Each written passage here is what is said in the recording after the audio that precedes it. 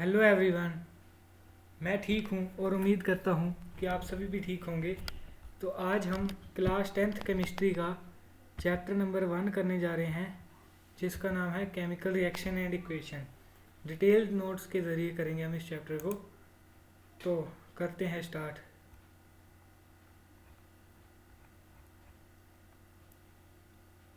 यहाँ पे पूछा गया है, मैं टेक्स्ट साइज थोड़ा सा बढ़ा देता हूँ।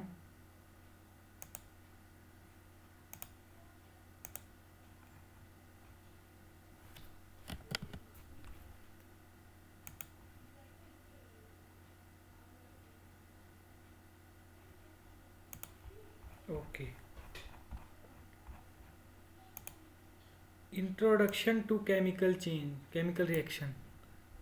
केमिकल चेंज क्या होता है वैसे? केमिकल चेंज वो चेंज होता है जिसमें फिजिकल प्रॉपर्टीज़ में चेंज ना आकर, मतलब फिजिकल प्रॉपर्टी में चेंज तो आ ही सकता है उसमें केमिकल में, बट केमिकल प्रॉपर्टीज़ चेंज होंगी। Physical property, shape, size change हो सकता है, स्टेट भी चेंज हो सकती है। तो केमिकल रिएक्शन क्या है? What is chemical reaction? A chemical reaction is a process in which one और मोर सब्सटेंसेस, जिनको हम रिएक्टेंट्स कहते हैं। रिएक्टेंट्स कौन से होते हैं? जो चीज़ें रिएक्ट करके आपस में नया एक चीज़ बनाती है। नई चीज़ जो बनती है उसे हम कहते हैं प्रोडक्ट्स। केमिकल रिएक्शन क्या होता है? ए chemical reaction is a process in which one और मोर सब्सटेंसेस, एक या दो से ज़्यादा सब्सटेंसेस, एक, दो या दो से ज़्यादा अधिक सब्सटेंसेस चेंज करते हैं वन इंटू वन और मोर न्यू सब्सटेंसेस। या तो उन दो या ज़्यादा चीज़ों से रिएक्ट करके दो एक चीज़ बनेगी, या ज़्यादा भी बन सकती हैं products with different chemical properties. Chemical properties different होगी, मतलब जैसी पहले प्रॉपर्टी थी ना, जो दोनों चीज़ें रिएक्ट की थी रिएक्टेंट्स, उनकी जो प्रॉपर्टी थी, वो जो प्रोडक्ट बनेगा उसकी प्रॉपर्टी एक न्यू प्रॉपर्टी होगी। मतलब वो जो पहले रिएक्शन हुआ जैसे वो प्रॉपर्टी नहीं होगी उसकी।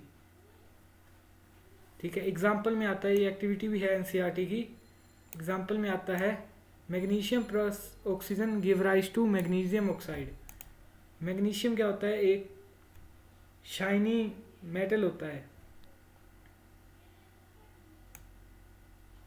मैग्नीशियम का रिबन लेते हैं, इसमें हम बर्निंग करते हैं उसकी। ऑक्सीजन मतलब ऑक्सीजन की प्रेजेंस में बर्निंग होती है। Oxygen is a spotter of combustion, so oxygen लिखते हैं हम ऐसे।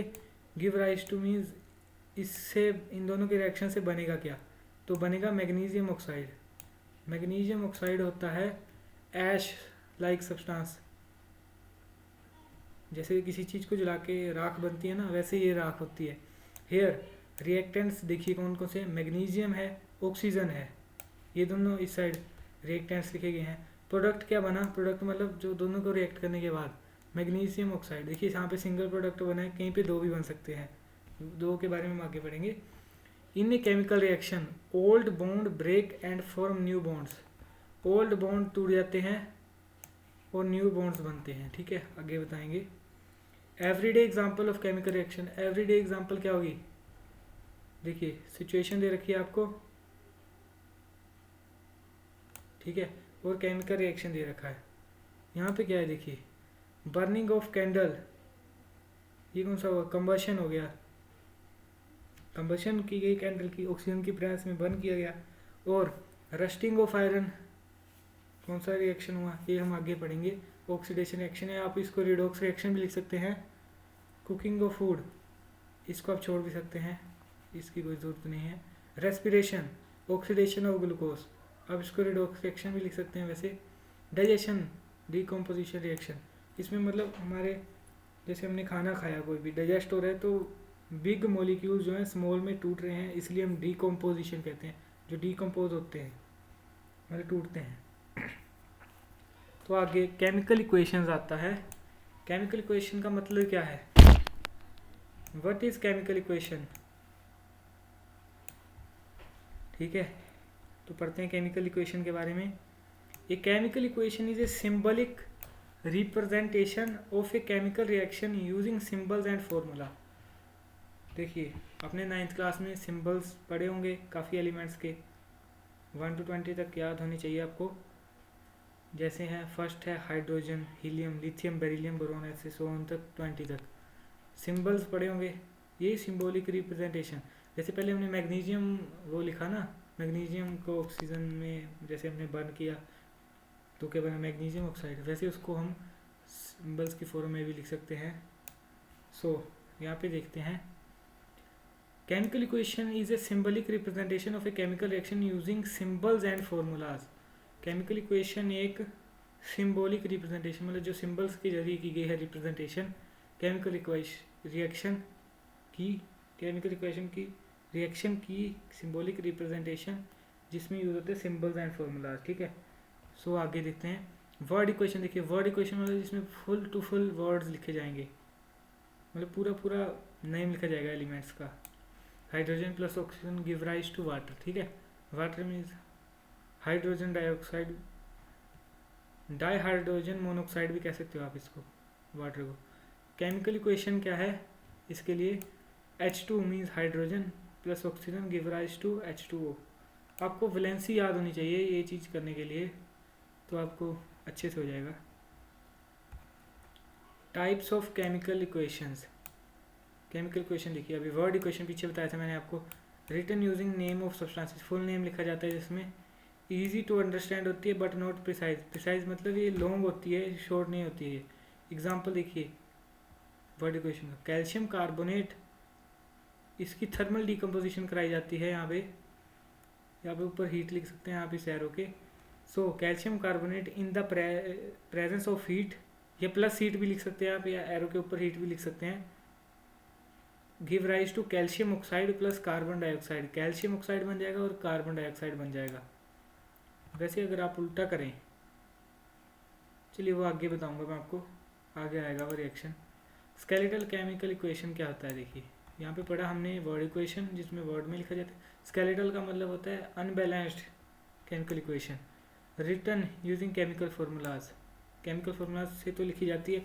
देखिए अनबैलेंस्ड, अनबैलेंस्ड का मतलब क्या है, कोई बैलेंस नहीं है, सो नॉट बैलेंस्ड। अब इसको ऐसे डिफाइन कर सकते हैं कि a skeletal chemical equation is a type of equation in which, ये देखिए यहाँ पे भी लिखा है, थोड़ा सा चेंज होगी definition, in which the number of atom on each side are not equal on both sides, ऐसे लिख सकते हैं आप। सो एग्जांपल में देखिए नॉट बैलेंस्ड की, ये गलत है example,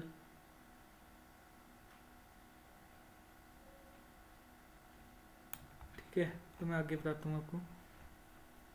law of conservation of mass.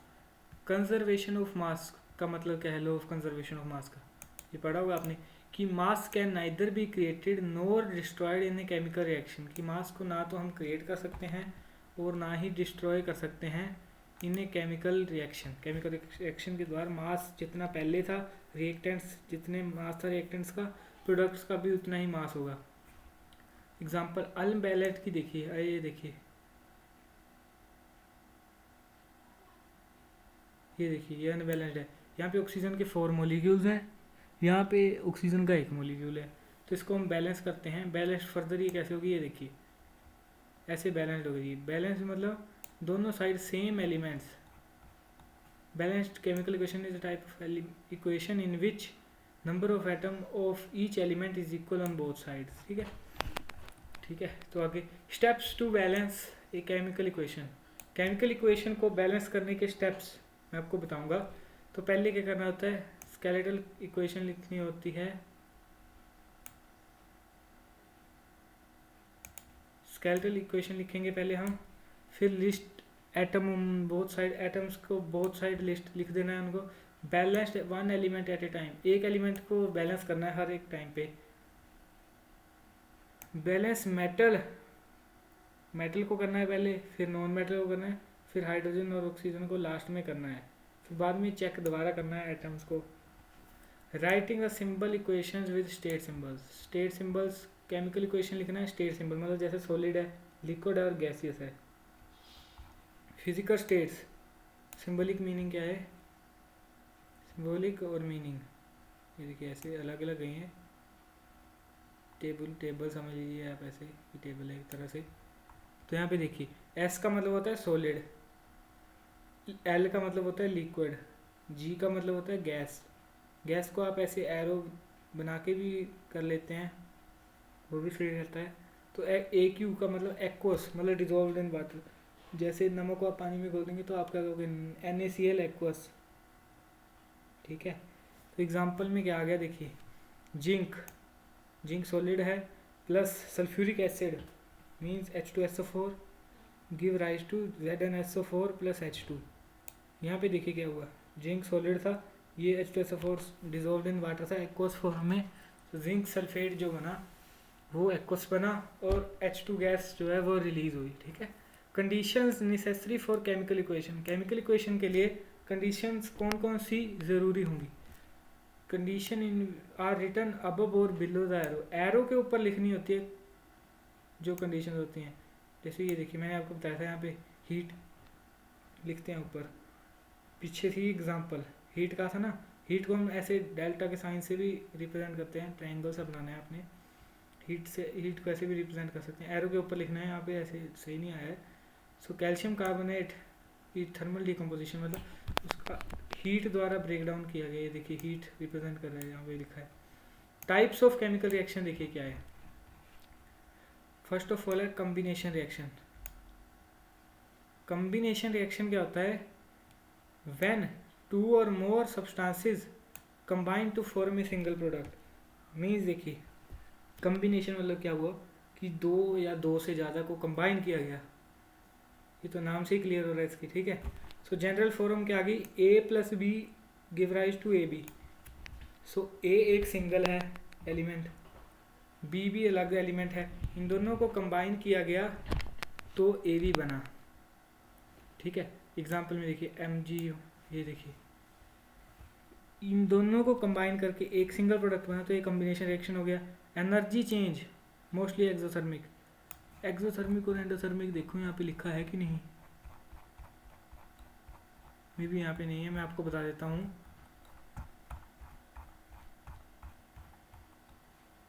Exothermic reaction कौन से होते हैं, exothermic reactions, exothermic reaction are the reaction in which energy is evolved, ये energy is produced after reaction, ऐसे कह सकते हैं आप। और एंडोथर्मिक रिएक्शन कौन से होते हैं, endothermic reaction are the type of reaction in which heat is provided to perform an reaction, to perform a reaction, ऐसे कह सकते हैं आप।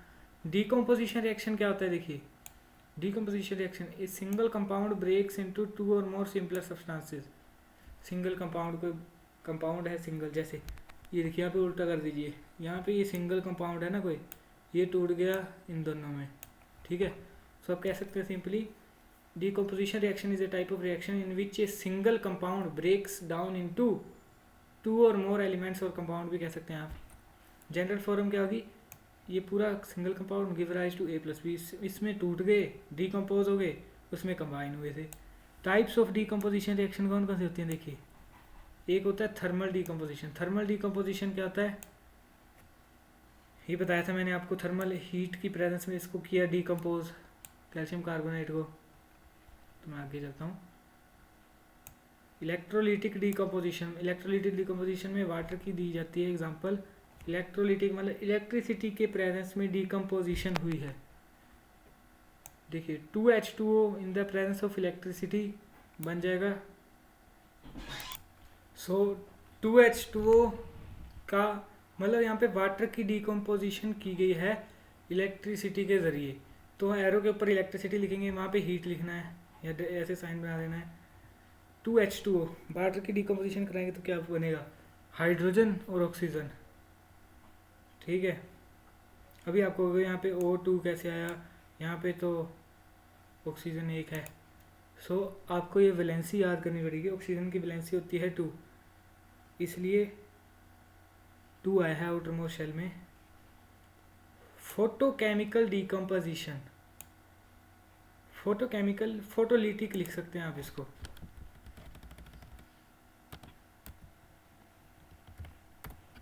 फोटोलिटिक डीकम्पोजिशन, फोटोलिटिक मतलब फोटोन सुना है आपने, फोटोन किसको कहते हैं, लाइट के पार्टिकल्स को। सो फोटोलिटिक मतलब लाइट की प्रेजेंस में डिकम्पोजिशन होना, ठीक है। Photolytic decomposition means the decomposition of A compound in the presence of sunlight और लाइट। तो AgCl ये एग्जाम्पल आती है NCERT के क्वेश्चन में भी आता है, पूछा जाता है ये CBSE में। AgCl मीन्स सिल्वर क्लोराइड की ब्रेकडाउन हुआ in the presence of sunlight, so बना Ag means silver, Cl2 chlorine, silver और क्लोरीन बन गया।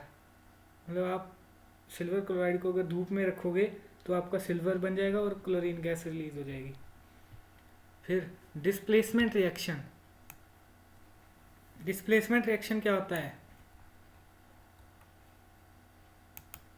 डिस्प्लेसमेंट से तो आपको याद आ रहा होगा कि कोई ना कोई किसी को डिस्प्लेस कर रहा है ना, डिस्प्लेस कर रहा है, ऐसे तो याद आ रहा होगा। सो यहाँ पे क्या होता है, सो डिस्प्लेसमेंट रिएक्शन पढ़ लिया हमने। सो यहाँ पे मोर रिएक्टिव एलिमेंट जो होता है, मीन्स जो ज़्यादा रिएक्टिव होगा, मैं रिएक्टिविटी सीरीज आपको बताऊंगा आगे, ट्रिक से कराऊंगा, इतनी बढ़िया ट्रिक है उससे आप भूलोगे नहीं कभी। A more reactive element displacement reaction में, ए मोर रिएक्टिव एलिमेंट जो होता है डिस्प्लेस करता है less reactive element from its compound या फ्रॉम इट्स साल्ट सोल्यूशन कह सकते हो आप। एग्जाम्पल में आ गया zinc CuSO4, zinc plus copper sulphate solution give rise to zinc sulphate plus copper, ठीक है। यहाँ पे जिंक ज़्यादा रिएक्टिव था कॉपर से, सो उसने डिस्प्लेस कर दिया। ये देखिए आपको रिएक्टिविटी सीरीज ट्रिक से, ठीक है। सो यहाँ पे देखिए पोटेशियम को आप के से कैटरीना ने कार मांगी, अल्टो जेन फरारी, फिर भी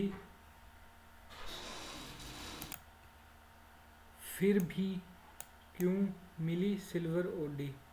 ये ट्रिक है, देखिए यहाँ पे पोटेशियम के से कैटरीना, ने से ने, कैटरीना ने कार मांगी, अल्टो जेन फरारी, फिर भी क्यों मिली सिल्वर ओडी।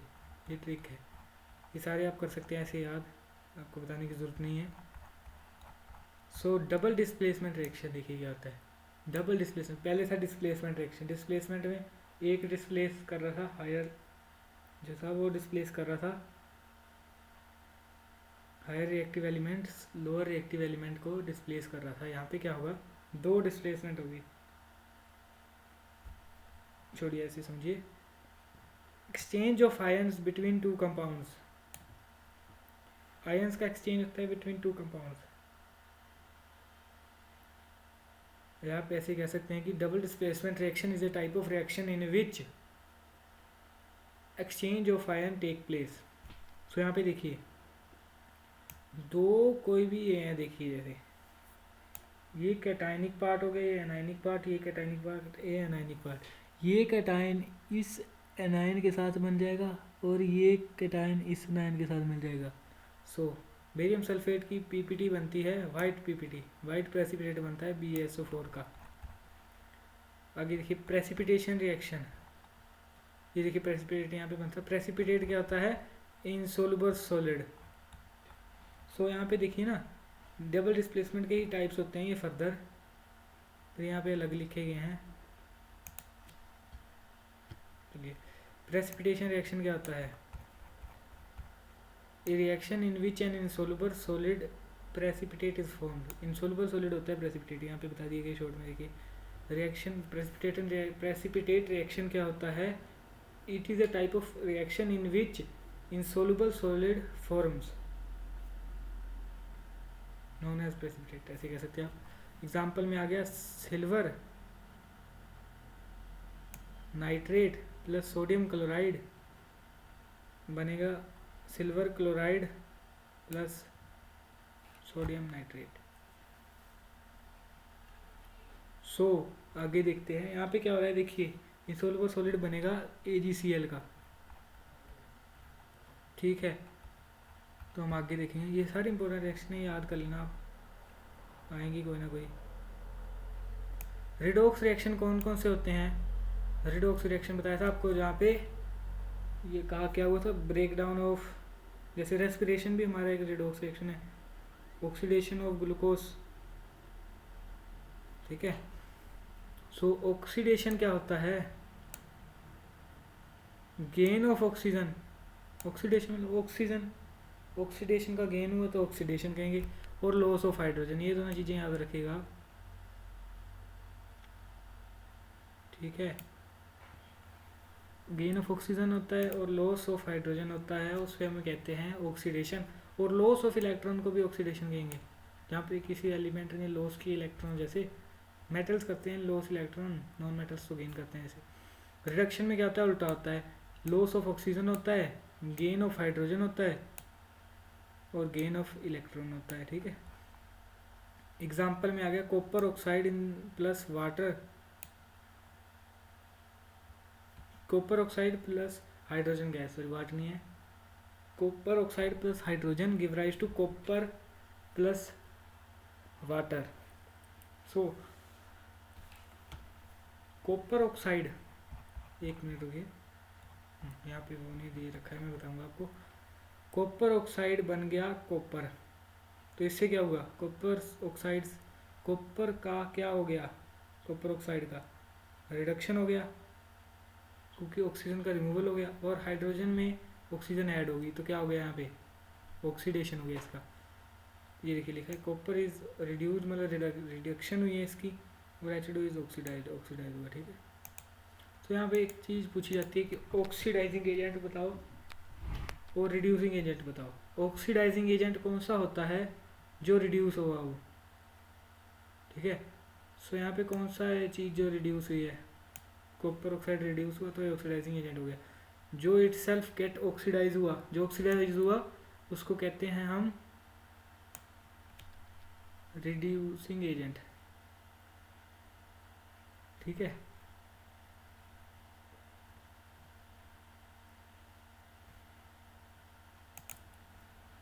फिर आता है topic effects of oxidation in daily life. Oxidation बताया आपको, gain of oxygen and removal of hydrogen, ये दोनों चीज़ें एक साथ हो सकती हैं इसमें, ये याद रखिएगा। और रिमूवल ऑफ हाइड्रोजन भी एक साथ होगा, और रिमूवल ऑफ हाइड्रोजन भी एक टाइम पे होगा, और गेन ऑफ ऑक्सीजन भी एक टाइम पे होगा। कोरोजन, कोरोजन को डिफाइन कैसे किया जाता है? Gradual destruction of metals by chemical reactions with environment. ये रहने दीजिए, आप ऐसे लिखिएगा इसको, corrosion it is a type of reaction in which, या आप ऐसे लिखिए, it is a process of surface degradation of metals. So rusting of iron क्या होता है? कंडीशन रिक्वायर्ड क्या है? ऑक्सीजन और मॉइस्चर चाहिए इसके लिए, रस्टिंग ऑफ आयरन के लिए।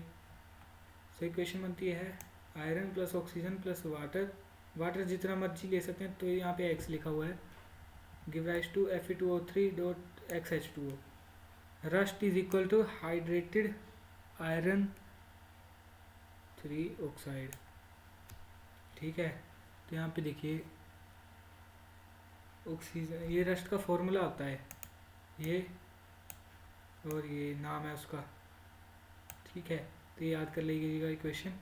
प्रिवेंशन ऑफ कोरोजन, कोरोजन क्या होता है? कोरोजन क्या होता है? कोरोजन होता है सरफेस डिग्रेडेशन, बताया आपको मेटल्स का। पेंटिंग, पेंट किया जाता है आपके घर में भी, जैसे लोहे का कुछ भी होगा, जैसे जो बाहर रहता हुआ है, जैसे रेलिंग वगैरह लगी होती है कई जगह लोहे की, तो उसको पेंट किया जाता है पहले। वो इसीलिए किया जाता है कि ऑक्सीजन और मॉइस्चर के कांटेक्ट में डायरेक्टली ना आ पाए और हमारा लोहा बच जाए। या तो ऑयलिंग और ग्रीसिंग की जाती है, ठीक है। ऑयलिंग और ग्रीसिंग कर लीजिए या पेंटिंग कर लीजिए, एक ही चीज़ है, एक ही चीज़ नहीं है, मतलब दोनों बचा लेंगे कोरोजन से। पर ये परमानेंट सोल्यूशन नहीं होती है, टेम्प्रेरी होते हैं। बाकी हम इसके बारे में metal and non metal chapter में जानेंगे। ये सब नॉन मेटल और मेटल चैप्टर में जानने को है, यहाँ पे नहीं जानने की ज़रूरत है इसको, ठीक है, तो आगे उस चैप्टर में मैं बताऊंगा आपको रेनसिडिटी, इसको रेन एसिडिटी में पढ़िएगा, क्योंकि एसिडिटी तो अलग चीज़ है, वो एसिड बेसिस चैप्टर में पढ़ाएंगे। यहाँ पे रेनसिडिटी का क्या मतलब होता है, oxidation of fats and oil causing bad smell and taste. देखिए ऑक्सीडेशन ऑफ फैट, आपने कभी कोई भी खाना हो जिसमें ऑयल हो, ये फैट कंटेनिंग फूड आइटम हो, सो उसको अगर आप एक्सपोज करेंगे एयर में, ऑक्सीजन में, सो क्या होगा, तो उसमें बैड स्मेल होगी और बैड टेस्ट, उसको खाने के लायक नहीं बचेगा वो। जैसे देखिए आपके चिप्स के पैकेट को क्यों पैकेट में बंद करके उसमें नाइट्रोजन गैस भरी होती है, वो नाइट्रोजन रिएक्ट नहीं करती है एक तो उससे, चिप्स से, और ऑक्सीजन से बचाने के लिए, ठीक है। सो प्रिवेंशन इसका क्या होता है, यूज़ ऑफ एंटीऑक्सीडेंट्स। एंटीऑक्सीडेंट्स का मतलब क्या हो गया, ऑक्सीडेंट्स हो गए जो ऑक्सीडेशन करते हैं, एंटीऑक्सीडेंट मतलब जो ऑक्सीडेशन को रोकेंगे। रेफ्रिजरेशन, आप देखिए घर में कुछ भी बनता है आपके सब्जी वगैरह, तो उसको आप फ्रिज में रखते हो ना, सो इसलिए ही रखते हैं उसको क्योंकि ऑक्सीडेशन रेट कम होता है उससे, हो तो तब भी जाएगा ख़राब, पर कम, ज़्यादा टाइम के बाद होगा ख़राब। नाइट्रोजन फ्लशिंग, मतलब नाइट्रोजन में उनको नाइट्रोजन ऐड की जाती है, उससे रुक जाता है। एयर टाइट कंटेनर में ऐड कर दिया जाता है उनको, कुछ भी चीज़ है, जैसे आप बिस्कुट वगैरह कभी पैकेट निकालते हैं तो उसको एक डब्बे में भर के रख लेते हैं, वो इसलिए रखते हैं कि मॉइस्चर और ऑक्सीजन रिएक्ट ना कर जाए इसके साथ, फिर वो बिस्कुट खाने लायक नहीं बचता है कुछ भी। एक्जोथर्मिक एंड एंडोथर्मिक रिएक्शन, ये यहाँ पे दे रखा है, देखिए वहाँ पे होना चाहिए था ये, चलिए कोई नहीं। एक्जोथर्मिक रिएक्शन क्या होता है, reaction in which heat is released. Exothermic means, यहाँ पे एक्जो से आप याद रख सकते हैं एग्जिट, एग्जिट ऑफ हीट, ये एग्जिट ऑफ एनर्जी कह सकते हैं। वैसे हीट लिखते हैं हम जनरली हीट को कंसिडर करते हैं, but other forms of energy are also considered. Reaction in which heat release, heat release हुई हो जहाँ पे, देखिए यहाँ पे मीथेन का बर्निंग की गई है गैस की, सो बना है कार्बन डाइऑक्साइड और वाटर बन गया और हीट बन गई यहाँ पे, तो ये कौन सा रिएक्शन हो गया, एक्सोथर्मिक, एग्जिट ऑफ हीट हुआ यहाँ पे। एंडोथर्मिक रिएक्शन कौन सा होता है, जिसमें एंडो से आप ई एन से याद रख सकते हो एंट्री, ई एक्स से एग्जिट, ई एन से entry. Endothermic, entry of entry of hydrogen, मतलब एंटर कराइए, reaction in which heat is observed. Example क्या होगा, कैल्शियम कार्बोनेट की थर्मल डिकम्पोजिशन, यहाँ पे आप ट्रायंगल सा बना सकते हैं, या हीट लिख सकते हैं, या प्लस हीट लिख सकते हैं यहाँ पे आप। Important CBSE exam point of view से जो मैं आपको बता रहा हूँ टिप्स, ऑलवेज बैलेंस इक्वेशन को हमेशा बैलेंस करने की कोशिश कीजिए, अगर नहीं होती है फिर ही उसको छोड़ना है, वैसे करने की कोशिश कीजिए हर जगह। पहले चैप्टर में तो बहुत जरूरी है, जो भी रिएक्शन दे रखी है।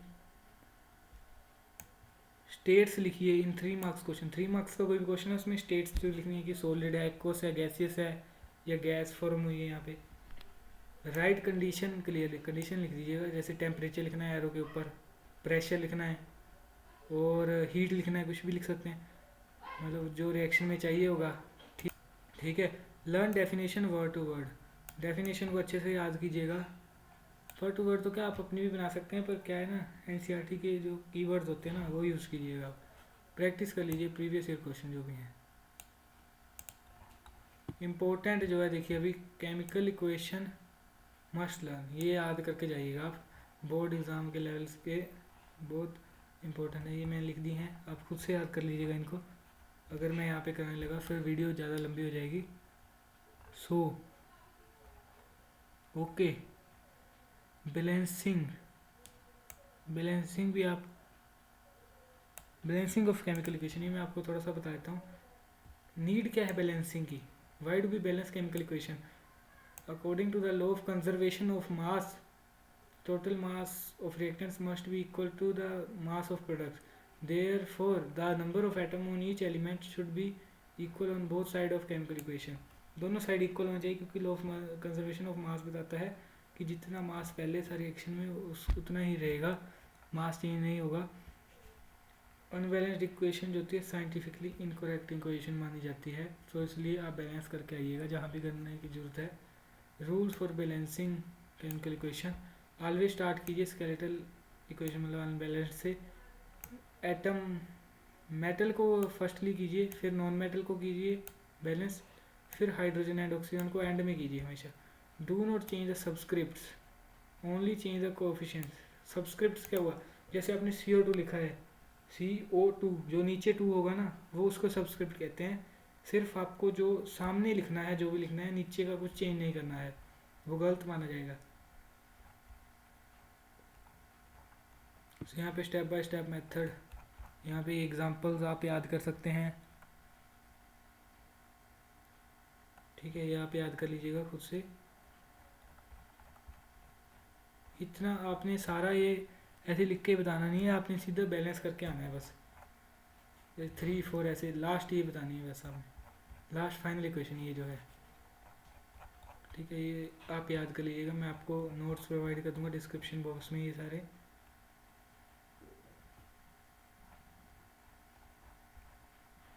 NCERT एक्टिविटी देखिए, एक बार दिखाता हूँ, ये भी आपको नेक्स्ट सेशन में प्रोवाइड कर दूंगा मैं। एक्टिविटीज़ का नया एक वीडियो बना दूंगा, उसमें देख लीजिएगा आप, क्योंकि यहाँ पे कुछ बच्चे नहीं देखना चाहते हैं एक्टिविटीज़।